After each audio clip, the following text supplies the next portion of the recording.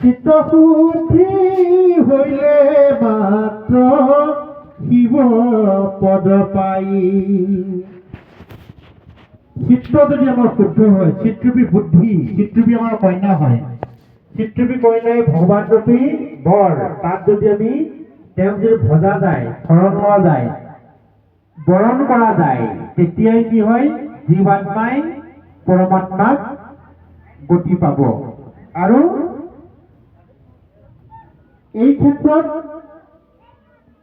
চিত্ত শুদ্ধি কৰিবলৈ কোনো দেশ বা তেওঁৰ নাম ল'বলৈ দেশৰ কথা নাই, সময়ৰ কথা নাই, নিয়ম আচাৰ বিধি নাই। কাৰণ তাৰ এটা প্ৰমাণ দিছিলে, এজন ভক্ত তেওঁ কি গোটেই দিন কামৰ কৰি থকা, কিন্তু তেওঁ ভগৱানৰ নাম ল'বৰ সময় নাই। যি সময়ত তেওঁ আপোনাৰ মল ত্যাগ কৰিব ধৰে, সেই সময়তে তেওঁ নাম লয়, ৰাম নাম, অন্য সময় নাপায়। এনেদৰে হনুমন্তৰ দেখিলে এইটোতো ভুল কাম। কিন্তু আমাৰ আগম শাস্ত্ৰৰ যোগেদি সেইটো ভুল হয়, কিন্তু নিগম শাস্ত্ৰৰ যোগেদি ভুল নহয়। হনুমানে জানেও যদিও তেওঁ ৰামৰ প্ৰতি ইমানেই ভক্তিপৰায়ণ হ'ল, যাৰ ফলত তেওঁ এই নিগম শাস্ত্ৰৰ তত্ত্বটো পাহৰি আগম শাস্ত্ৰৰ নিয়ম বিধি অনুসৰি মানি সেই ভক্তজনক খঙেৰে তুমি কিয় ইমান সময় নাপাই অপবিত্ৰ জেগাত নাম ল'লা বুলি খুব এটা দিলে, এটা স্বৰ দি উচি আহিলে। ৰামৰ ওচৰলৈ আহিলে, ৰামৰ ওচৰ আহি পাইছেহি যে ৰামৰ গালখন উখহি আছে।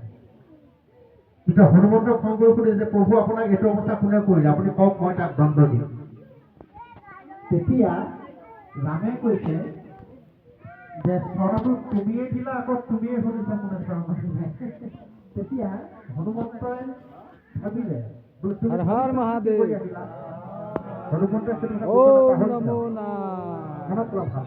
ওম নমো মাতা পাৰ্বতী পতি হৰ হৰ হৰ মহাদেৱ। আগম শাস্ত্ৰৰ নিয়মটো নহয়, কিন্তু আগমতে নিগম শাস্ত্ৰৰ উত্তম হয়।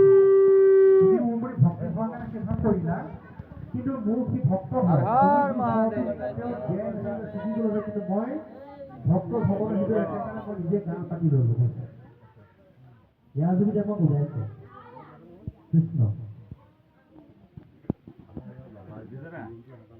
আমাক উঠিছে নাই?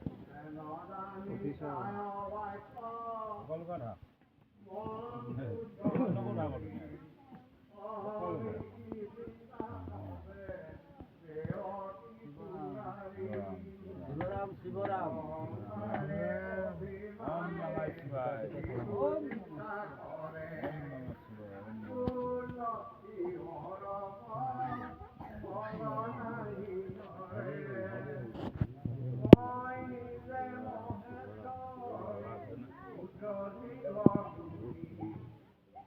হৰ হৰ ওম শিৱৰাম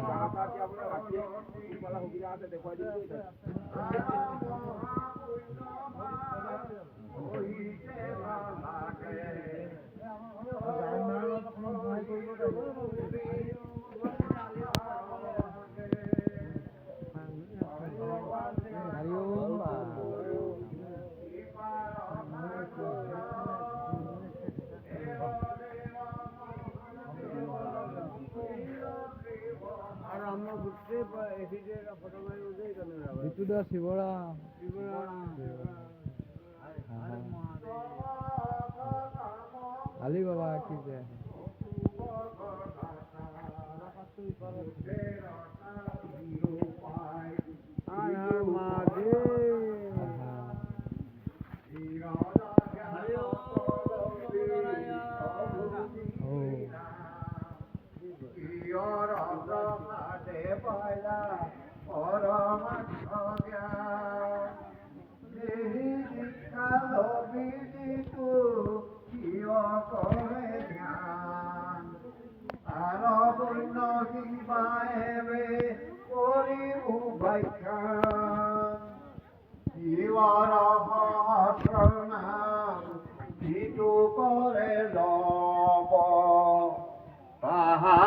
মহিমা মন্ত্ৰী বনাই মুক্তি ৰূপ কৃষ্ণ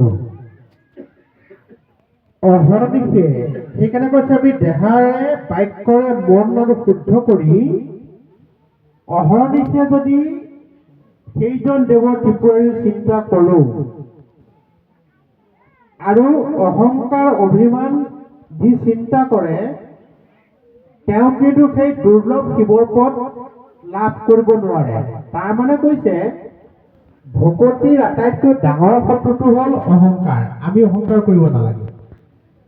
শতগুণ ৰজগুণ তমগুণ শতগুণৰ এটাই দুখ আছে, সেইটো হ'ল যে মই দান কৰিলো, মই ভক্তি কৰিলো, মই সেৱা কৰিলো, মই পুণ্য কৰিলো, মই ব্ৰত কৰিলো, এই অহংকাৰটো আছে শতগুণত। সেই অহংকাৰটো যেতিয়া ভগৱানক অৰ্পণ কৰি দিয়া যাব তেতিয়া নিৰ্গুণ হ'ব, তেতিয়া ভগৱানক পাব। সেইকাৰণে ভকতি আপুনি কৰিলেও নহ'ব, যদি অহংকাৰ আছে তেতিয়া ভকতি তাতে শূন্য হৈ যাব। মানে ভকতি ৰূপী যদি আপুনি এটা পাহাৰ সজাই দিয়ে, যদি অহংকাৰ হয় তেতিয়া আপোনাক সেই পাহাৰৰ পৰা আপুনি ঘূৰি আহিব পাৰিব। সেইকাৰণে ভকতিৰ আটাইতকৈ ডাঙৰ শত্ৰু হ'ল অহংকাৰ। তেতিয়া কিন্তু অহংকাৰ কৰিলে, অভিমান কৰিলে শিৱৰ পদ নাপাব, ভকতিৰ যোগেদি পাব। কৃষ্ণ হয় শিৱ হয় যোনে। সেইকাৰণে মহেশ্বৰী ক্ষুদ্ৰ জীৱগোটি ইয়াত কৈছে শিৱকে প্ৰণাম কৰা হৈছে। শিৱৰ দ্বিতীয় অক্ষৰ নাম।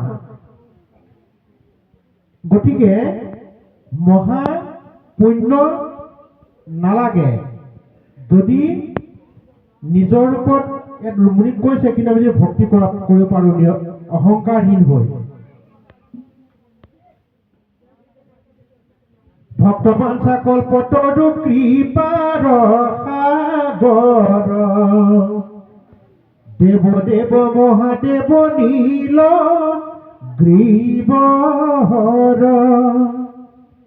ভক্তক বাঞ্ছা কৰা তেওঁ কল্পতৰু। কল্পতৰু মানে হ'ল সি এনেকুৱা বৃক্ষ যিভাগ কল্পনা কৰিলে যিয়ে কল্পনা কৰে, যিয়ে ভাবে, যিয়ে বিচাৰে তাকেই পাব। সেই ভাগ হ'ল বাঞ্ছা কল্পতৰু। ভাগৱতো কল্পতৰু, ভগৱানো কল্পতৰু, তেওঁ যি বিচৰা যায় তাকে পাম। শিৱও কল্পতৰু, যি বিচাৰে পোৱা যায়, কল্পতৰু। আৰু কৃপাৰ সাগৰ, কৃপাশীলবোৰ হ'ব লাগে। ভগৱানে কৃপাৰ সাগৰ হৈ আমাক উপদেশ দিছে যে হে মনুষ্যৰূপী, মই যেতিয়া কৃপাৰ সাগৰ হৈছো, তোমালোকে কমচে কম কৃপাৰ সাগৰ হৈ কমচে ক্ষুদ্ৰ কৃপা হ'লেও কৰা, নদীৰ দৰে কৃপা কৰা কমচে কম। গতিকে সেই গুণ আমাক দিছে। এই যে পঞ্চতত্ব আমাক দিছে, কৈছে অগ্নি বায়ু জল, ঠিক তেনেকে আকাশ আৰু পৃথিৱী। ইয়াত আমাৰ যিভাগ কৃপাৰ সাগৰ, সাগৰৰ গভীৰ পৃথিৱী তত্ত্ব আমাক দিছে। এইটো কাৰণে পৃথিৱীয়ে পাপ তাপ সকলোকে সহ্য কৰি আছে সাগৰতে। সেই গুণটো আমাক দি আছে, আমি কিন্তু তাক ধাৰণ কৰা নাই। মায়াবশত কৰি পূৰ্বজন্মৰ বেয়া সংস্কাৰৰ কাৰণে আমি কি কৰিছো, কৃপা কৰিব পৰা নাই কাৰোবাক। এই ধৰ্ম অৰ্থ কামৰূপত 4টা দান কৰিব পাৰে ভগৱানে। আৰু ই হ'ল 4 পুৰুষাৰ্থ হয়। পঞ্চম পুৰুষাৰ্থ কি? পঞ্চম পুৰুষাৰ্থ হ'ল হৰিনাম। সেইকাৰণে গুৰুজনাই ঘোষাত ক'লে যে 4 পুৰুষাৰ্থ তাহাৰ নিজৰা, হৰিনামে মূলধাৰ। ধৰ্ম অৰ্থ কামৰূপ 4টা নদীহে, এই নদী 4খন গৈ সাগৰত, সাগৰে হ'ল নাম। গতিকে ইয়াৰ এটা উদাহৰণ দিছিলে, পঞ্চ পাণ্ডৱে যেতিয়া পাশা খেল খাই যেতিয়া বনবাস আছিলে, যেতিয়া অন্ন পঞ্চ পাণ্ডৱক দ্ৰৌপদীয়ে দিছিল, ভীমেতো বহুখিনি গ্ৰহণ কৰে বা তেওঁ অলপ অলপ দিয়া। তেতিয়া কি হ'ল, ভীমে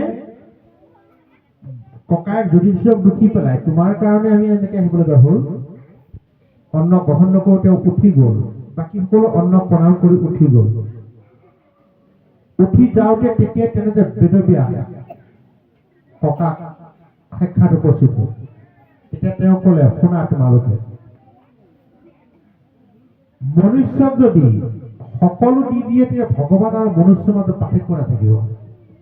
সেইকাৰণে ভগৱানে মনুষ্যক সকলো দিছে, কিন্তু চাৰিটা বস্তু ভগৱানে ৰাখি দিছে। সেই চাৰিটা কি?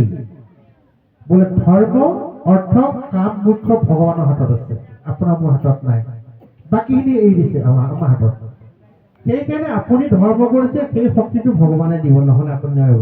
কাৰণ যিটো মাধৱ পুৰুষৰ ঘোষা দিছিলে যে ভগৱন্ত ভক্তিযুক্ত পুৰুষৰ আত্মবোধ মাধৱৰ প্ৰসাদে মিলয়। ভগৱানৰ প্ৰসাদৰ কৃপাতে আমি ভক্তি কৰিব পাৰিম, ভগৱানৰ কৃপাতে আমি ধৰ্ম কৰিব পাৰিম, ভগৱানৰ কৃপাতে আমি সৎকৰ্ম অৰ্থ উপাৰ্জন কৰিব পাৰিম, ভগৱানৰ কৃপাত আমি যি কামনা সৎকামনা কৰিব পাৰিম, আৰু ভগৱানৰ কৃপাতে মুক্তি পাব পাৰিম। তাৰ বাবে আমি নোৱাৰো। কিন্তু সেই মুক্তি পাবলৈ হ'লে ধৰ্মটা কাম কৰিবলৈ হ'লে আমি কি কৰিব লাগিব? দান, পৰোপকাৰ, ক্ষমা, গুৰু, ভকত, ভগৱানক কি কৰিব লাগিব? আমি ভজিব লাগিব। গতিকে সেইকাৰণে ক'লো কথাটো, চতুৰ্বৰ্গই দান কৰিব পাৰে মহাদেৱে, যদি তেওঁ কি হ'ব পাৰিব? ভক্তিপৰায়ণ হ'ব।